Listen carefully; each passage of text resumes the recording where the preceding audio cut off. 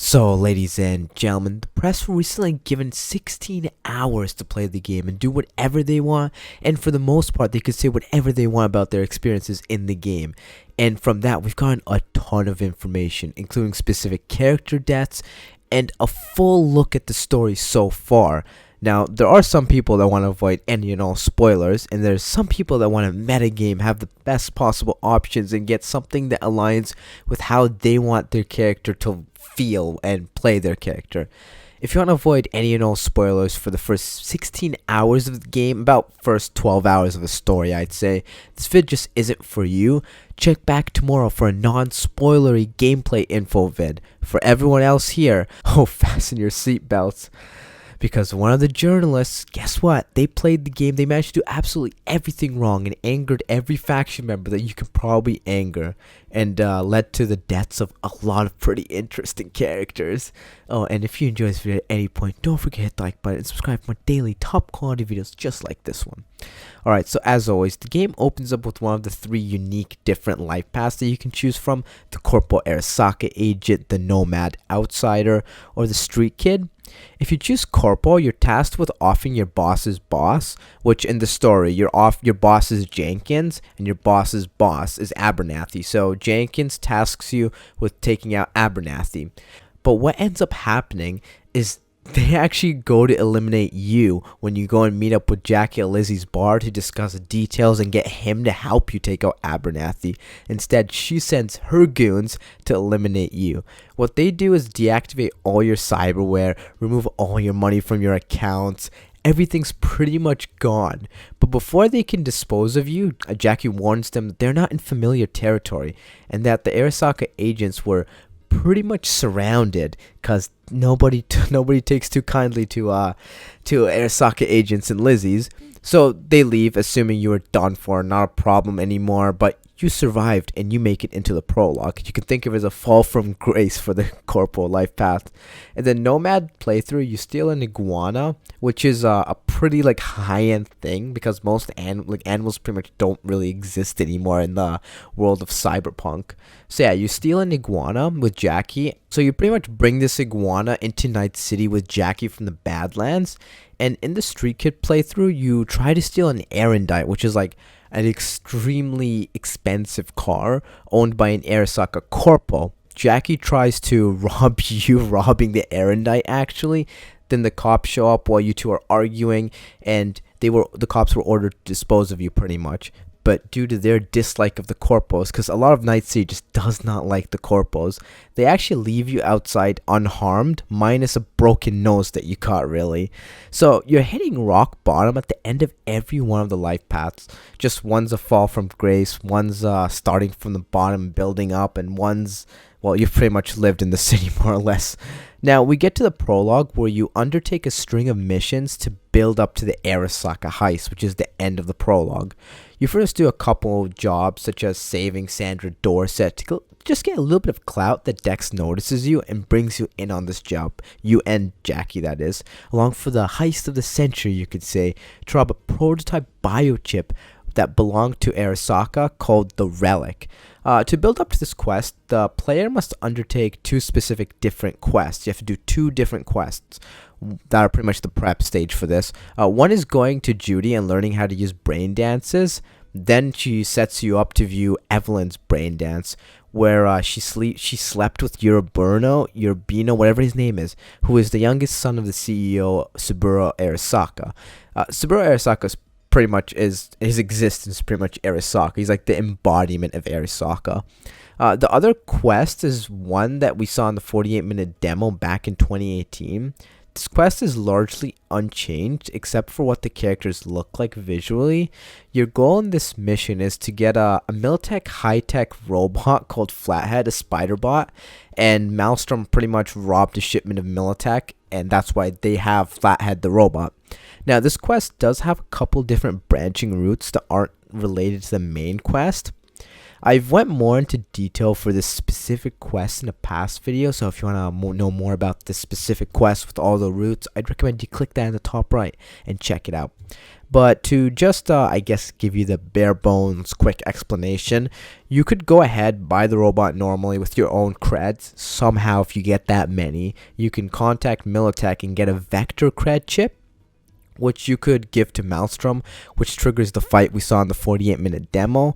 Or you could actually remove that vector with a high enough hacking skill, and then tell Maelstrom about what Militech did. There's a couple more, but once again, just simplifying this down. Legit made like a 50-minute video going over that in depth. After this quest is where the big Arasaka heist takes place. There's a variety of different ways to do this quest that are built upon an illusion of choice, really.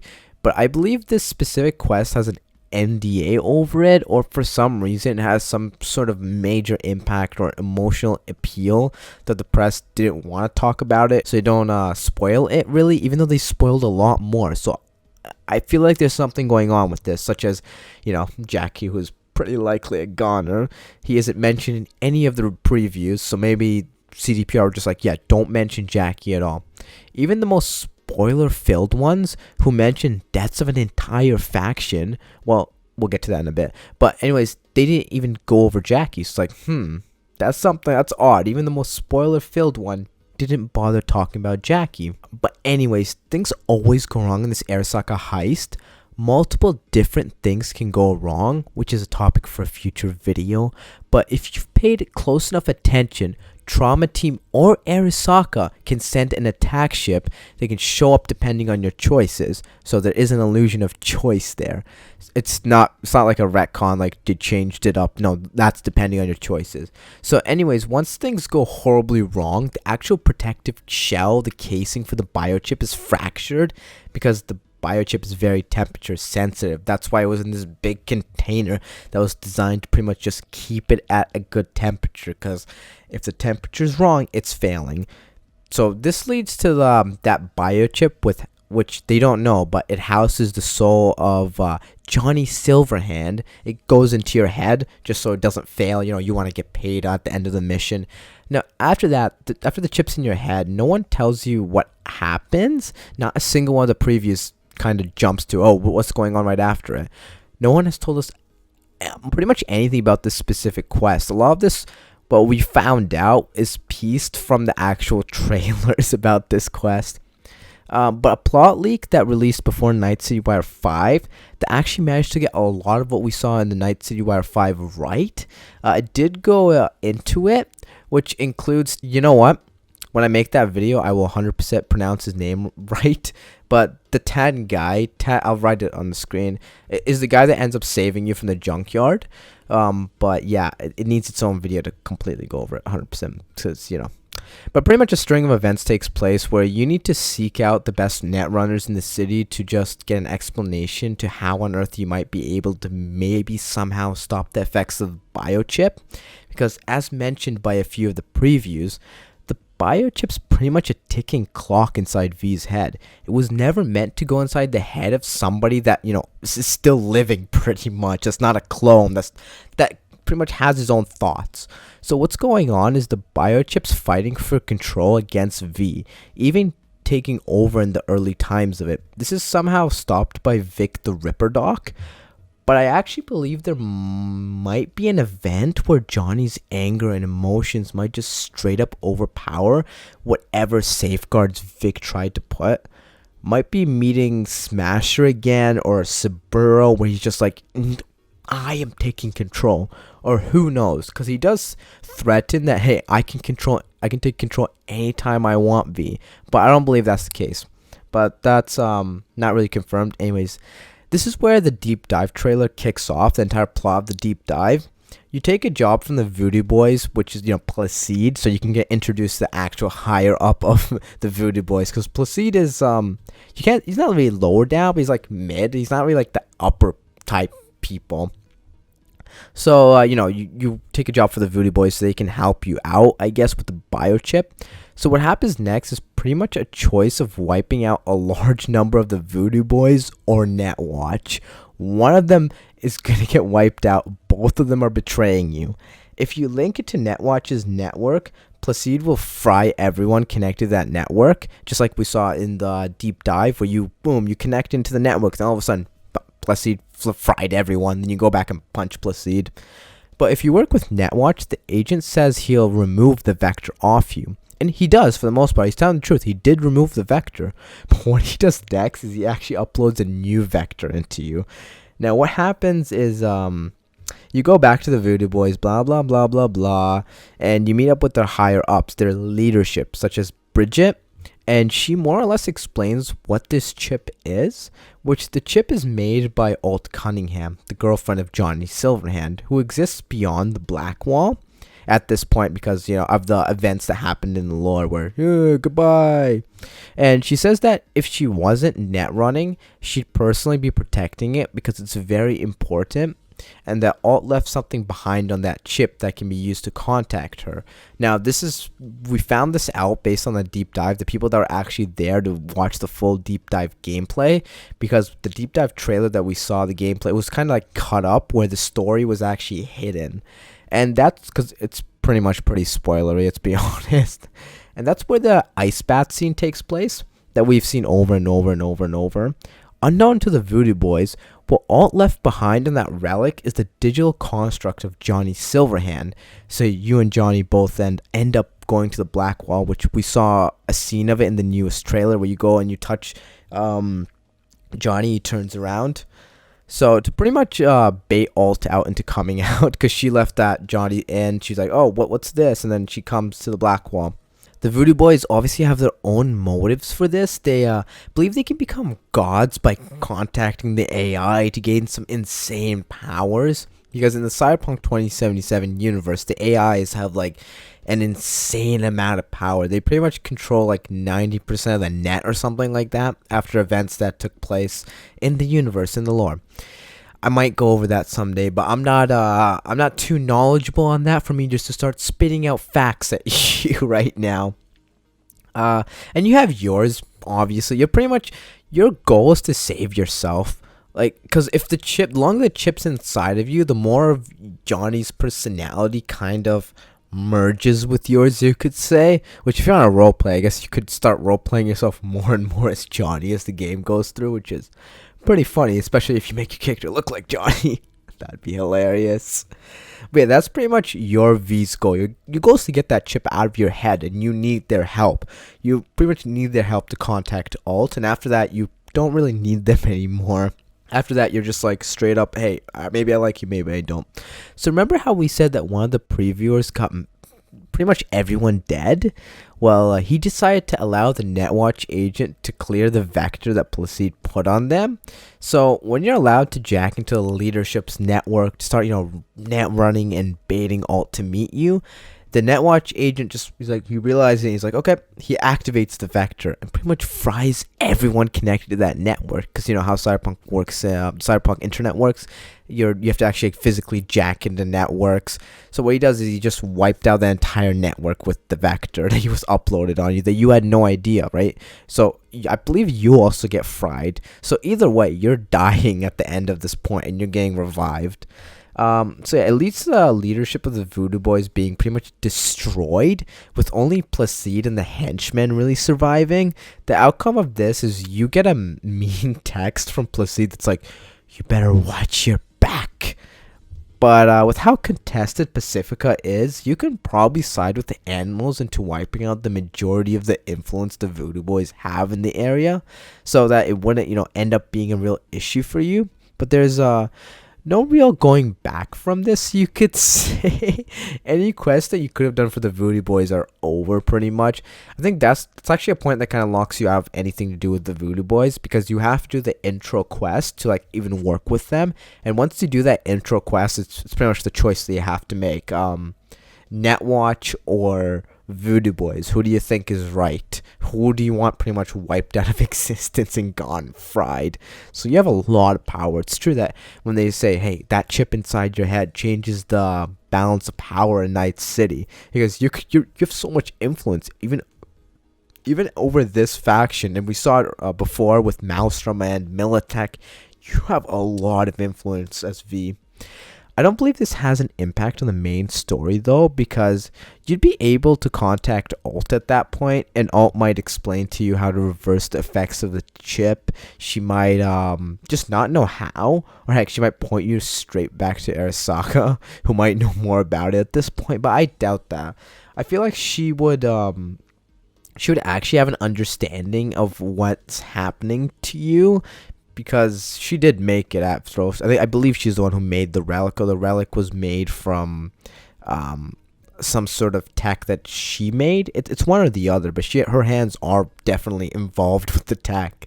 So I could see that her foreseeing or seeing how to interact and how to deal with it, because once again, this was never intended to go into someone's head, or someone that has consciousness, one or the other. We say a lot of words wrong, like melee. Comments will correct us. It's why there's such a big struggle for control with Silverhand and you, which I feel a corporal agent is just the way the game's meant to be played. It fits so well narratively for you to pretty much be pro-corporal that inside your head you've got the exact opposite, trying to take control, vying for control, and you'll have to make some common ground with pretty much your worst enemy somewhere between that. The two of you need to get along to succeed at your missions, which it was confirmed years ago that Silverhand does have his own goals, which have been revealed as extracting revenge on Arasaka for his untimely demise, and also Alt Cunningham's untimely demise, and pretty much just wiping Arasaka out. Well, your character's goal is to pretty much get rid of this immortality chip as fast as possible before he pretty much becomes Johnny Silverhand. And in essence, he's pretty much dead if he becomes Johnny Silverhand. Johnny wins.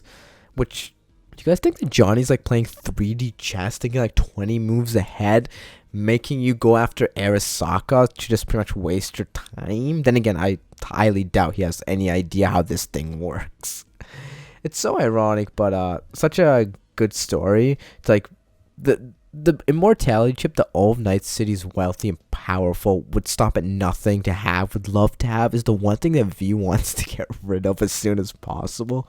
Or the immortality chip, the chip that makes people immortal, will do the opposite of saving you by eliminating you.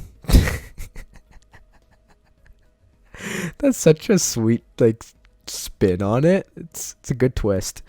That's about it for what we know about the main story without going into the plot leak. So pretty much Jackie's a goner, Netwatch can be wiped out, Voodoo Boys can be wiped out, Maelstrom can be wiped out, and Militech Squad can be wiped out, all in the first 12 hours of the gameplay, of the story that is. Because they got to play 16 hours, but I doubt they spent all 16 hours just beeline rushing the quest, even if they say so. That nah, dude, nah. You're gonna take in some scenery, you're gonna look at weapons, you're gonna look like a bunch of different stuff, because you want to write the best preview article out there.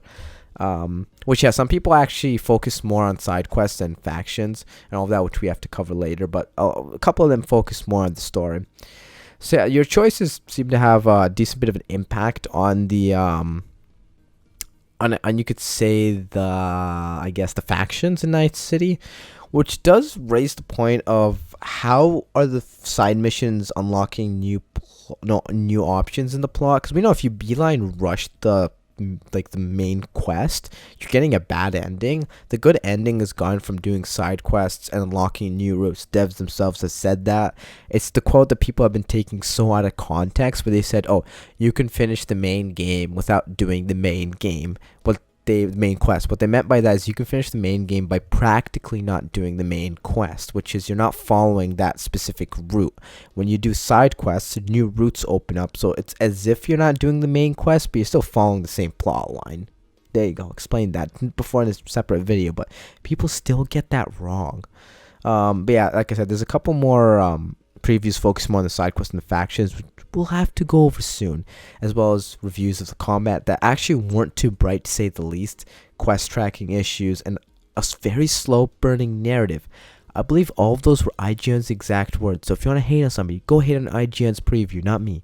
Which, based on this, I can understand. Some of these playthroughs spent nearly all the 16 hours straight into the main quest, and only got to pretty much the deep dive, which is what level 15. It's pretty slow considering the first thing V does is go to multiple different Ripper docs and even some high-end tech people and doctors to maybe try to explain what on earth this chip is, because this is a prototype chip. Like the biggest tech, not really, Arasako's pretty much everything, but the biggest, pretty much one of the biggest mega corps has had it as a secret, which begs the question: how did Dex hear about it? I mean, actually, I believe how this happened is your Burno pretty much spilled the beans to Evelyn, and Evelyn went to Dex about it. So this kind of all ties back to your Burno. I wonder how mad Saburo is gonna be, because you'd really be thinking, if you're Saburo, how on earth did I let this slip? Who knows about this? Who could have talked? But sooner or later, you'll obviously be led to the most powerful net running faction, who is pretty much, urban legend to most people of Night City, as Judy says. Speaking of Judy, that was some class footage we saw of her. And that's still not an answer for you, because you have no idea what is really going on with that chip, or at least how to remove it. You have to talk to Alt herself to lead you in the right direction on what to do, because she's an AI. She can't really physically interact with it. Be like, oh, I'm going to rip Johnny out and bring him with me. That's not how that works. Which might be an ending, actually. It could be an ending where I guess Alt and Johnny are reunited behind the Black Wall. But, okay, this is based on nothing, like absolutely nothing. I haven't made a video proving this or anything, but I feel like Johnny's gonna sacrifice himself for V somewhere in the game. I feel like he's gonna take a figurative bullet for you, just because this one scene keeps ringing back in my head where he asks V, would you take a bullet for me, V? I mean, obviously, if you say yes, you'll be like, I wouldn't do something like that. You're insane, because of Johnny's personality. But I feel like when the time comes, he might, depending on your relationship with him, if you have a good relationship with him or bad, that does matter. If you have a good relationship for him, I feel like he might take a bullet for you pretty much, getting rid of himself so, you could go on. Because at the end of the game, here's how things have to be, certain things have to be set in stone for them to ever be able to do a sequel in Night City. One, that immortality chip, it can't be in play anymore. That immortality chip has to be gone. And two, either V or Johnny has to be gone. Well, actually, V does have to be gone for any type of sequel. But you can do multiple ways. You can say, like, in the future where V might have just died of old age or whatever, right? Or they can be like, oh, urban legend, we never saw V again. Or they could bring back John. Well, they can't bring back Johnny. There's a reason for that, because the immortality relic chip doesn't change your appearance, so they can't make Johnny look like Johnny again. So Johnny's got to be gone, the immortality chip's got to be gone, and V's got to be gone.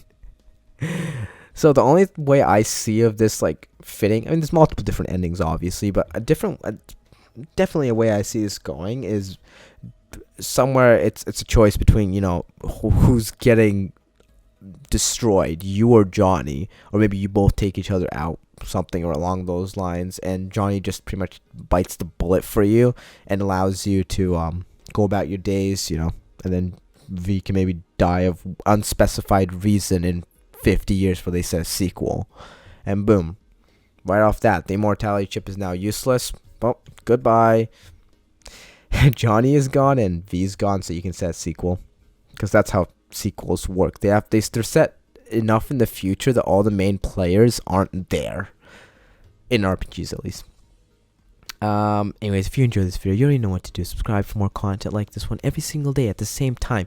Even though it was so demotivating today, because I literally had my OBS crash, and if it wasn't for that, like, the recording being saved, I would have been so triggered. I had something else planned for the past 4 days, but honestly, you're never gonna find out about it, because there's just too much. There's like literally a truckload of footage that I have to go through and actually work with to make videos now. I believe that was the last Night City Wire, by the way. I don't think we're getting a Night City Wire 6. I believe Night City Wire 5 was supposed to actually come out on launch day, because that trailer, the official trailer, it seemed so much like a launch trailer. It seemed literally like a GTA launch trailer. Because I remember GTA 5's trailer where they showcased the switching mechanic, and they also had that girl narrating. I don't know. It gives me GTA flashbacks. Maybe it's going for the same record sales. I believe GTA sold close to 100 million copies on opening day. No, wait. Hold up. Was it 100 million? Or was it 10 million? Yeah, they sold 11.2 million copies on launch day. So I feel like that's what that's what Cyberpunk's trying to beat. Which, in today's environment, you might actually be able to. Then again, it take one heck of a masterpiece to beat the GTA, because GTA was actually an established franchise. Well, Cyberpunk isn't. So, anyways, peace of legitimate statement.